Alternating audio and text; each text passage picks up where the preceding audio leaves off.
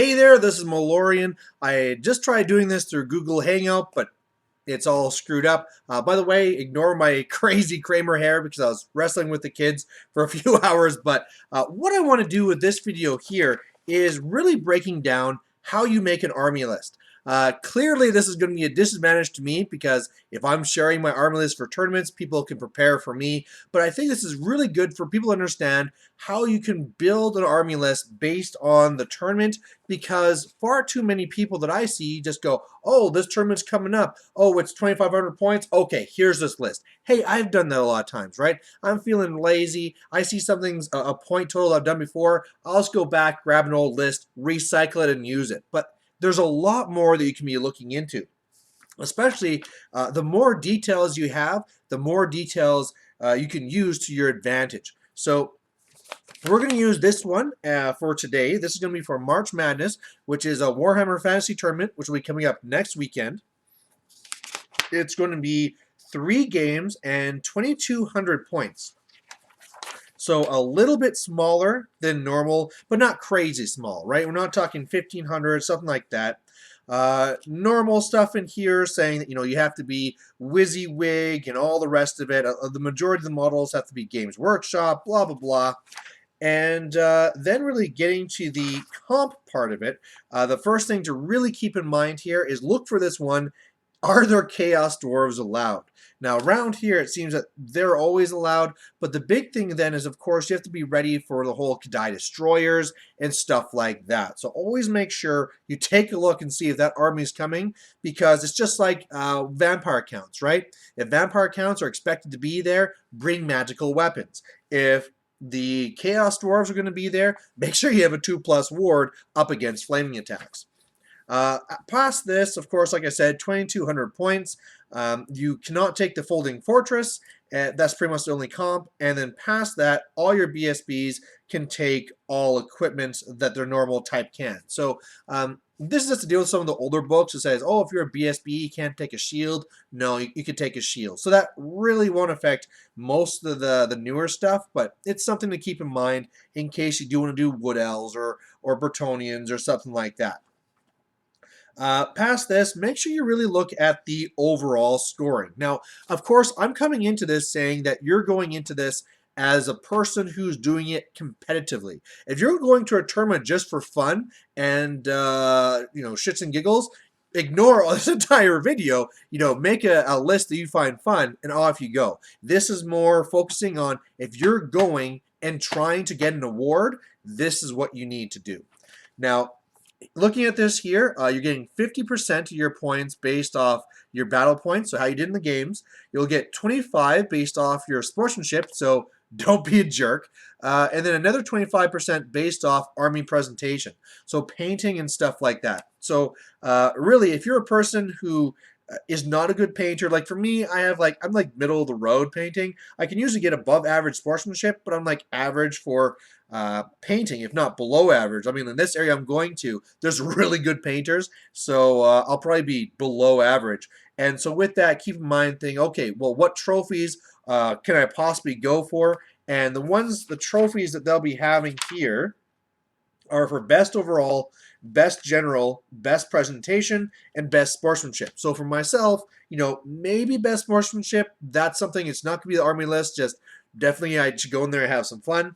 Best presentation, for my part, I probably just want to go and cross that off because people are going to beat me. But the real thing that can really help you is like here, they gave a checklist, which is going to say, for the most part, what your points are going to be for your army. Now, there's a judge component as well, but if you're a person that wants to shoot for that best presentation, and they have a list like this for brawlers too, make sure you go through this because, hell, I mean, you might be the best painter in the world, but if you don't look at these and try and strike these off, you can miss very simple things. A very good example of this is that when last year I went to the Brawler Bash, I went there, Once Bitten went there, and there is no doubt that Once Bitten is a better painter than me, but we got the same painting score. Why is that? Because I scored in the spots where you needed conversions or if you needed handmade banners and stuff like that. Even though mine things are stupid, they're like orc faces that are really crudely done.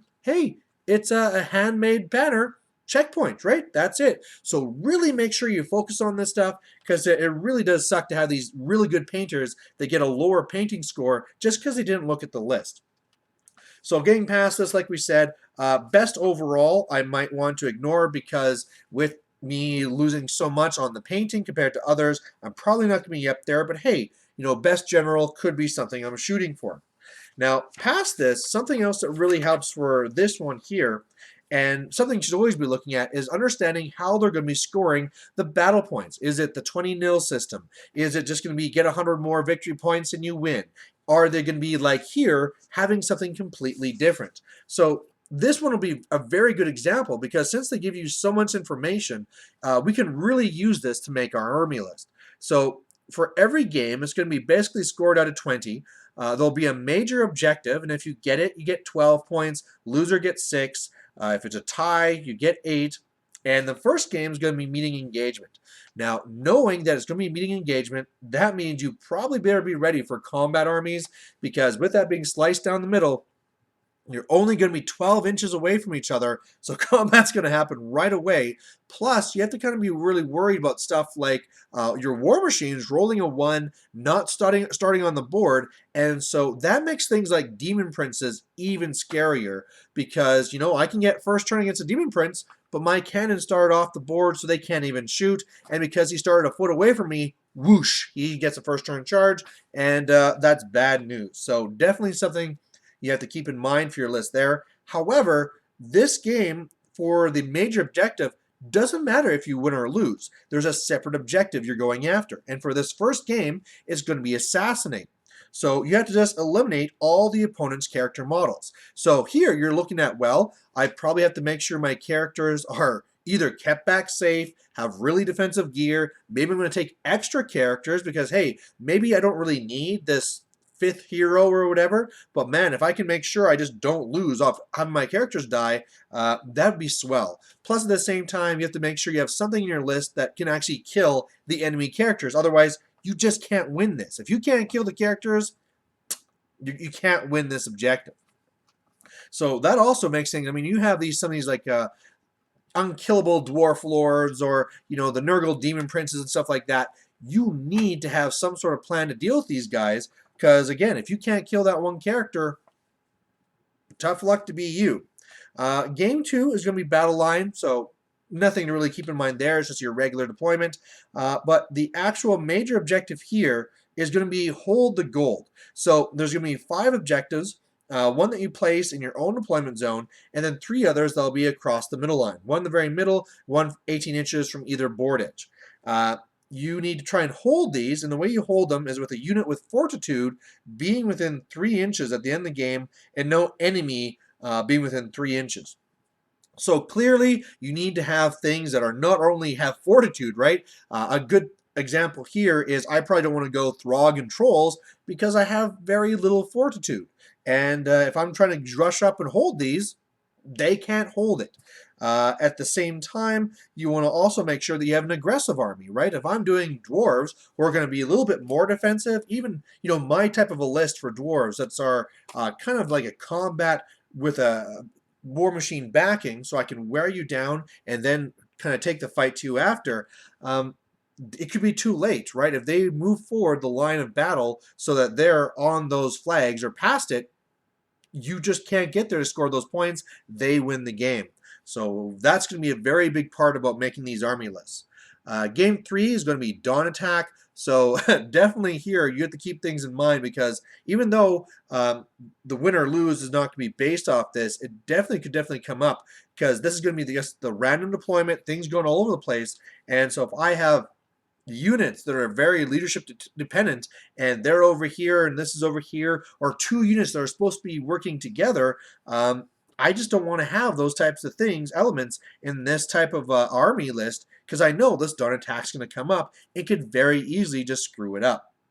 However, the biggest thing here is that the way that you actually win this, the major objective, is going to be Desecration. So you have to eliminate your opponent's most expensive unit, and you have to eliminate or capture the opponent's BSB. If they have no BSB, you just automatically get that component. And again, you have to be killy. You probably really want to have a BSB. You know, there's some armies where, I mean, for the most part, everyone takes a BSB, but there's some times where like, oh, you know, I could get away without a BSB. But just as a little back check here, if not only for having an extra character for the first game, you're going to want to have an extra BSB. So if your most expensive unit gets mind razored or something like that unexpected, you have this backup. Meanwhile, you have to be looking at your most expensive unit and saying, all right, this is the one I have to keep alive. So definitely something to keep in mind here. Now, past this, there's secondary objectives, which will apply for every single game. And each of these will be worth 2 battle points. The first one is to break the fortitude of the opponent. So we're already kind of looking at fortitude and making sure it's there because of how it's part of the second game, part of all the games really needing characters, but definitely something you always want to be looking for, trying to get that fast kill in a general or something, so you just get those 2 points in the bank, and cha-ching, I got those.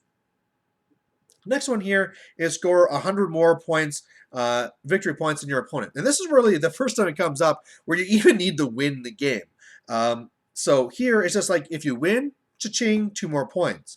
If you have twice as many points as they, victory points, then it's another 2. So if you get a massacre win, again, it seems like out of the 20, the most then the points you get just for winning is the 4 points. So that's why it's so important that you're going to be looking at these other methods to make sure you can assassinate, hold those ground, and desecrate, you know, basically kill the most expensive unit and all that. There's also a tertiary objective, which is really just in every single game trying to hold terrain pieces, and you're really just trying to hold at least 2 for each one because you get 1 for each, and you have a max here for 2. So yeah, there you go. I guess something to comment on there is that there's 2 ways to look at this. One, you might want to be having, this is sometimes where you want to actually put banners on your fast cav because, you know, if it's at the end of the game and the fighting happened here, this unit died, this one's out of position, it's like, wow, I have no terrain being held. Okay, fast cav, run over there and hold that. So this is a part here where maybe, well, 10 points, throw a banner on fast cav, right? Just to be covered for here. Then again, this is only worth 2 points out of 20, but hey, if you're going for best general and trying to have the most here, it could come down to this, right? So very important to be focusing on that. The other side of it is if you build your list not having troll hordes and having stuff like 3 blocks of banners, if you actually play the game correctly and win, hordes are very good at getting within 3 inches of other terrain, so you can always play it that way too, but you probably want to have some sort of backup. The nice thing is too, is because it's with fortitude, not a banner, that means that last turn, okay, this unit will run to these woods, while before that, the general ran out of the unit to go over to this building or something. So, you know, there's always that as well. So those are where the points are on. I kind of touched on what we want to do there. So really looking at the list that I have, I mean, I kind of crossed off dwarves because of the second game and how I really have to get in there. Sure, if I had like more combat units, I could vanguard up and really bring the fight, but I don't have those units painted. I can't really do my high elves and their monster mash because, again, I just don't have the fortitude there. You know, I can't put a banner on a phoenix, so that's kind of an issue. Plus, they're mainly better at larger point levels, not these smaller ones. I mean, wood elves, I can cross them off because they just can't kill the characters, right? I could attrition and I could win by 2. Yay, I got 2 points, and that's all I'm going to get. So they're out of it. Vampire counts. If I had some better models, I mean, something like the Blender Lord could do very well here, killing lots of stuff. I just don't have the other models to make this work, so I think I'm going to cross that off as well. And really, I think you guys know where this is going. We're going orcs. We're not going to go trolls. We're not going to go squig herd, but orcs and goblins are guys where I can really get in there. I'm really killy, and I have usually banners all over the place if I base around the right units. So 2,200 points. Again, I wanted to do this component through screen share, But unfortunately, Google Plus is a jerk, and probably not Google Plus. Let's not blame the Google Hangouts. Let's blame my internet out here and the fact that me and my wife are competing for uploading videos now with her having her own channel. But we're going to start making stuff here. Now, one of the first things I usually do whenever I'm making an Orc and Goblin list, now that I've had to deal with those bloody Demon Princes enough time, plus all the other monsters, is the first thing I put in is 2 Doom Divers and 2 Rock Lavas. That's just automatic. Put those in, and I can deal with those hard things that are flying around that I can't always say, hey, I'll just kill those in combat. And unfortunately, at this point here, you're just watching me put these things in like this. But unfortunately, there's no other way around it. And Rock Lava. There we go. Now, one of the risks with this list, putting points into war machines, is that, of course, they're not going to hold objectives. They're not going to do all this other stuff. If you have a flying character, we can win by killing them. But, you don't want to go crazy, right? If I was dwarves, I wouldn't want to sink like 600 points into war machines. I want to have enough so I can deal with those monsters, but I don't want to be going totally overboard. Now, already we are at 330 points after those 4 war machines. Next step, which would be a very obvious one, is that if we want a list that's going to be killy, we got to have those 40 Savage Orc Biggins, because they can kill stuff and they have a banner. So they're looking at this list here, they're exactly what I want.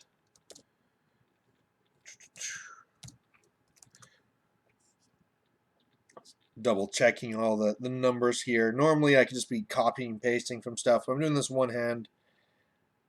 Yeah, that's all right. So now we're already at 780. Those points go up pretty quick. Next thing, if we want a big killy block in the front, we're just going to be throwing in those 40 Black Orcs with banner. And since we know that we want to be up and aggressive, we're going to give them the banner of swiftness. If we knew, on the other hand, that maybe there was Watchtower, we could put in the Flaming Banner, but otherwise it's just way too risky to take the Flaming Banner now, especially since you know that there's Chaos Dwarves who will have a ward save against it, and that we know that there'll be Demon Princes. You just can't risk that stuff anymore. So that Flaming Banner is out, unless I know it's Watchtower. Plus 10, plus Banner of Swiftness, I believe, is only 10 points. Come on. Where are you? There you are, 15 points. I was right. So now between just those, I mean, of course, those are a lot of points that we're already looking at, and we are at 1285. So, we are about 900 points left. We don't have our characters left, anything else like that. So we have to start looking at that stuff. Let's get to those characters, right? We want to have that level 4. So we're going to say to begin with, see, now here's something we'll have to decide with these characters, is that we want to have that level 4, we want to get that Foot of Gork in, killing stuff.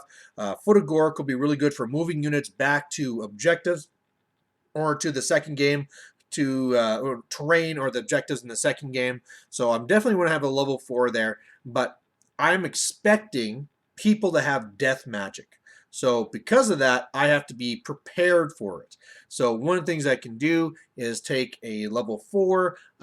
Maybe this is a time where I want to have a Savage Orc that's actually going to be in the front lines. He can have the Shrunken Head to be with the Savage Orcs, make them even better, and then have the 4+ magic resistance, or the magic resistance 3 rather, and then that combined with the Shrunken Head means I have a 2+ ward against the death magic. So I think we're going to go that way. Savage Great Orc Shaman, level 4. And of course we need the Shrunken Head. also need to have, what do they call that magic resistance 3 thing? Now, if we're going to be in the front lines there, we want fencer blades. Otherwise, we'll just die up there. And the name of the 4+ magic resistance thing, which I'm pretty sure is a talisman. Yeah, the lodestone. So yeah, the lodestone is 45. The shrunken head, ooh, that's not going to work then, is it? That is not going to work at all. That's, if I could have a lord with a bajillion points, that would be no problem. But the shrunken head is just too much, and yeah, because the shrunken head is 50 alone. So if I do that, I can't have fencer blades, and if I do that, then I can't be in the front. So what I can do though is I can take, still make him a savage, so I at least get that 6 there. It's only 5 points difference too, whether I make him savage or not. So at the time, that's not so bad. And making it so that I'll at least have a 3+ ward, that's pretty good. So we're going to go with a Savage Orc Great Shaman with the Dispel Scroll and the Lodestone. Good enough, done. So that then is going to be, again, great times. You just watch me look up things. 70 plus 35 plus 25 plus 45. So a 275 point character, but a pretty damn strong one. We want to have our BSB in there. So Night Goblin BSB with the banner of discipline. And so that's going to equal to the 30 plus 25 plus 15. So we got that in there. Now we have 2 characters. Again, remember, we're having to make sure that in this list, we're designing it so that all my characters can't die. Because who knows, maybe in the first game, I get unlucky, I get a miscast, and he dies. So maybe what I want to do with this list is make it so that my throwaway units are going to be heroes, right? Heroes who can be in the front line, do their thing, and then when needed, run out of the unit and just redirect stuff. Now, I could do that with Night Goblins, but seeing as how I don't have a Night Goblin unit yet, although maybe that's something I should be doing, because I don't have enough core yet, well, I'm going to need to put a bunker in there, so let's put in our 20 Night Goblins with banner.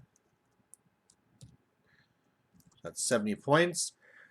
We're already at 1,700 points there, so we only have 500 points left. We still need to have probably at least that third horde. We don't have any support units yet, so do we have at least the 25% yet for core, or do we still have to even need to get more core?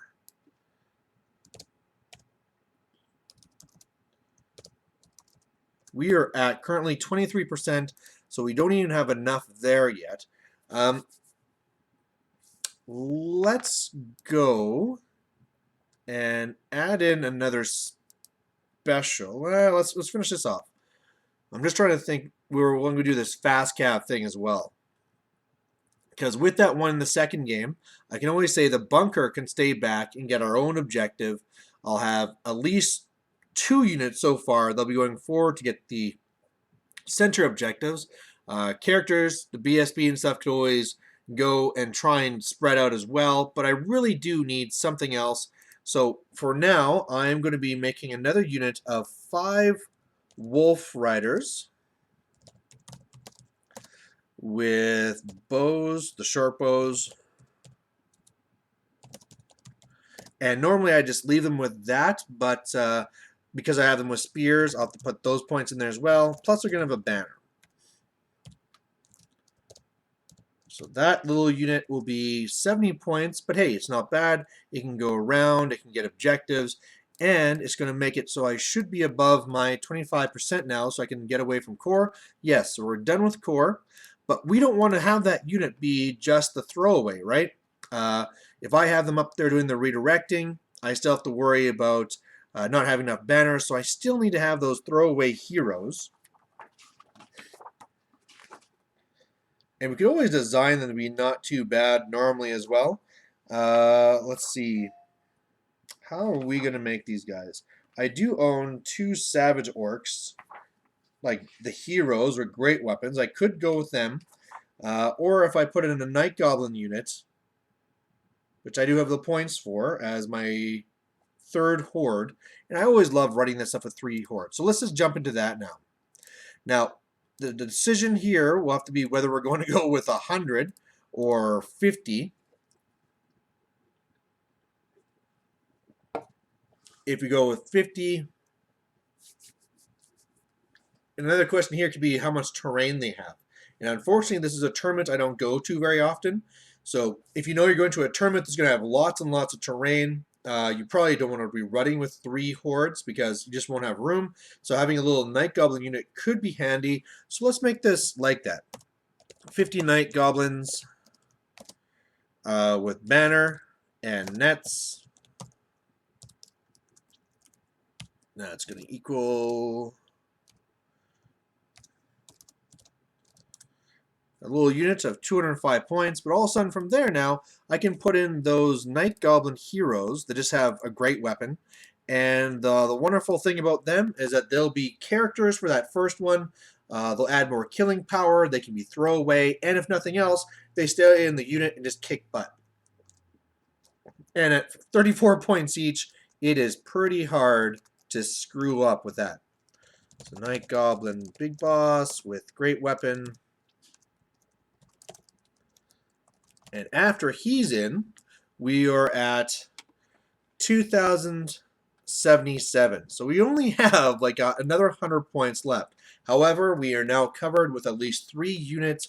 We have our shooting in the back. We also have the bunker. We have 1 fast cav. And now we can just add in a few other things for flavor. Now, one of the little tricks I've kind of learned is with the Savage Orcs, people like going to throw things in their way and try to stop them that way. You just redirect, force the overrun. However, if you also take a Mangler, then people want to jump on the Mangler. So they have to make the choice between letting that Mangler go crazy and as well, or getting in the way of the Savage Orcs. So what I'm going to do is put a Mangler here. Will also get me conversion points for the thing after. And trying to remember how much Mangler is. 65. It's been a while since I've used the Mangler. So that brings me up to have about another 50 points left. Let's take another look back at the objectives, make sure we're not forgetting anything. Our BSB is looking easy to kill. You'll be in a unit that has you'll have a 4+ ward against death magic. But what's our most expensive unit? The Black Orcs, yeah, they're going to be hard enough to beat. So I think we're still covered there. For killing characters, we're hoping to shoot them out of the sky, kill them in combat. We're pretty good there. We're pretty good for going up. So now we can probably just go to something more support. We could go for single trolls, which are also could be okay for character assassination. We could be going in for a chariot. We don't have enough for 2 trolls. I basically just have to do one thing here. So we're going to be adding in a wolf chariot. That's a nice 50 points. We just have 8 points left. One of the things that we haven't put in yet is we don't have anything to deal if we go against the Chaos Dwarves and then the Katai Destroyer. Of course, there all we need to do is put in a simple dragon helm thing, but of course then you still have to worry about being stomped and just having to take too many saves. So it might be better to have him, of course, if you have him on a mount, then he can't be thunderstomped. But do I want to take one of these great weapon Night Goblin big bosses, take them out to actually deal with that? That turns into a larger investment. You know, I might have to actually just say I'm going to take the risk that I won't be playing against Chaos Dwarves. As far as I know, the only Chaos Dwarf player up there is running the event, so I should be fine for that. So I still have 8 points to deal with. And one of the things I could say is missing is I do not have a magical weapon in case I have something annoying coming after me. I could just drop one Night Goblin, and then all of a sudden my BSB could have an actual decent one.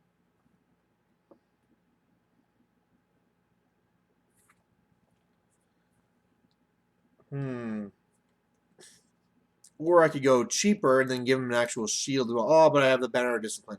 Never mind. And I definitely want that Banner of Discipline to keep the leadership across. The last, 10-ish points, a lot of times it really doesn't matter, but it's good to have that stuff in there. Just trying to see some place where I could add something. I could always just add in a couple of Night Goblins and be done that way. You just never want to have... I mean, I could do a Charm Shield somewhere. Jeez, that magic... And at the same time, right, if I put a magic weapon on a little hero to deal with that stuff, it'd be better if I actually had a combat character, but we did not go the combat character route.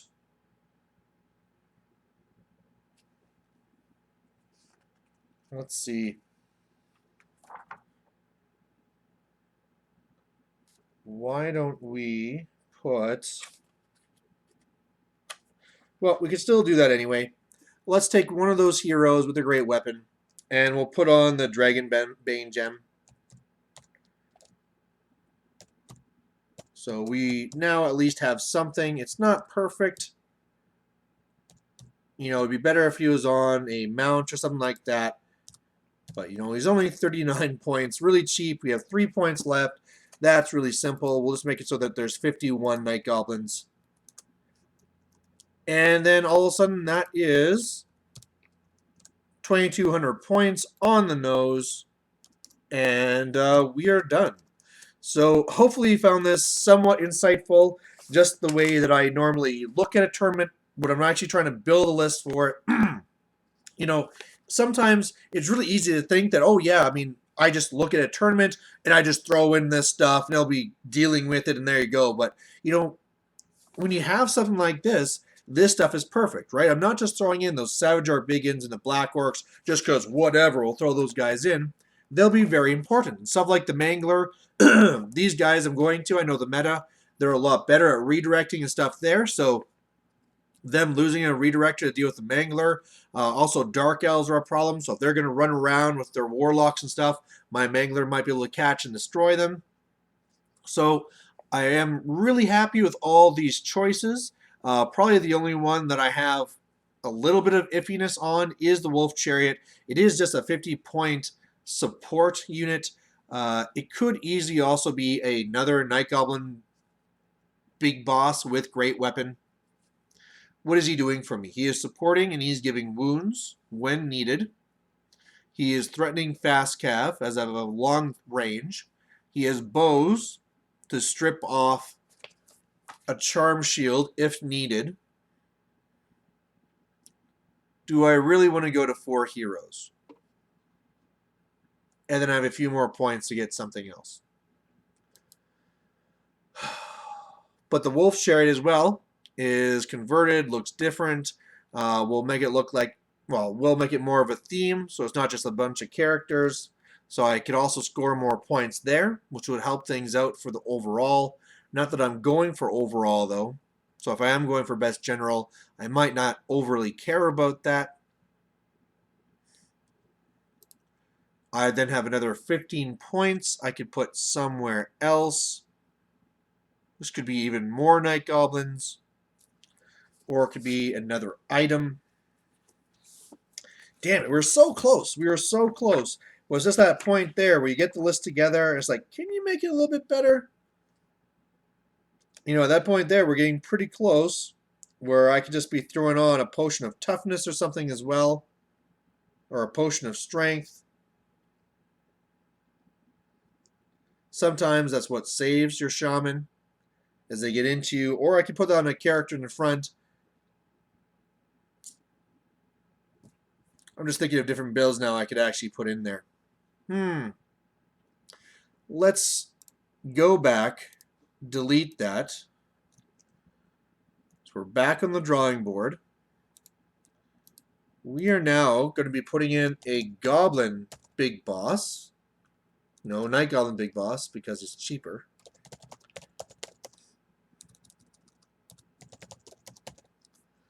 And we are going to be giving him Fencer Blades, which will be making him our anti-magic as needed. You know, ghosts and stuff. And that would mean that we're now 15 points over. I would need to... Either I could drop the Banner of Swiftness and we're done. I'm not going to drop the Banner of Discipline. I could. Most of this army is not overly leadership dependent. However, you know, if I'm being spirit leached or something, definitely want to have that larger leadership on my characters. Even though I did give them a ward save to save them with that, leadership 9 is definitely better to go with than leadership 8. It's a pretty big difference. Banner of Swiftness, I basically then have to pick between it or losing 5 Night Goblins from my 51. Figure scenario, Brian. It's not all about just winning. Definitely rushing in game 2 to get there could be very big.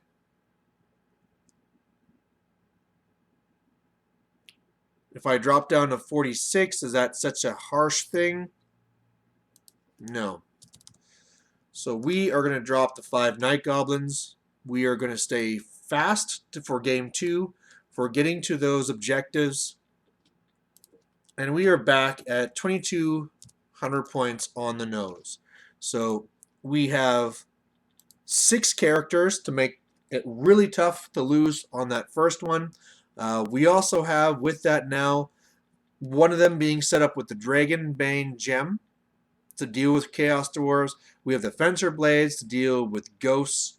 And he won't be too bad, right? He'll have 4 attacks, Strength 4, Wounds on 3 against most of the ethereal stuff. So that's not too bad. Plus, he can always be... A nice thing about having a character with Fencer Blades is that he's a nice guy to take challenges, because he'll be toughness 5, weapon skill 10, so he can really reduce the combat res this guy's getting. We have the 40 Savage Orcs, Biggins, because they're awesome. 46 Night Goblins with banners and nets. They are going to be armed with spears. The Night Goblins in the back, the Bunker, the 20, are going to be armed with bows. We have the 5 Wolf Riders with short bows and spears. We have the 40 Black Orcs with the Banner and a Banner of Swiftness. The Mangler, Doomdiver, Rock Lava. And I'd say that is, for this build, a fairly optimized list. That will still do not too bad on the painting checklist. So there we have it again. I kind of was going to do my outro, then all of a sudden we had to refine the list. So hopefully you guys found this helpful. I plan to do a couple more of these. Just especially if they come up for different systems. I'm going to show you how I deal with it, say for like a 20-nil system and stuff like that. So hope you like it. Put down your comments back down below as well. If you have any comments on the list saying, hey, based off this, I would have taken this. I think this might be a poor choice, blah, blah, blah. I would really love to hear that. And otherwise, thanks for watching. Bye.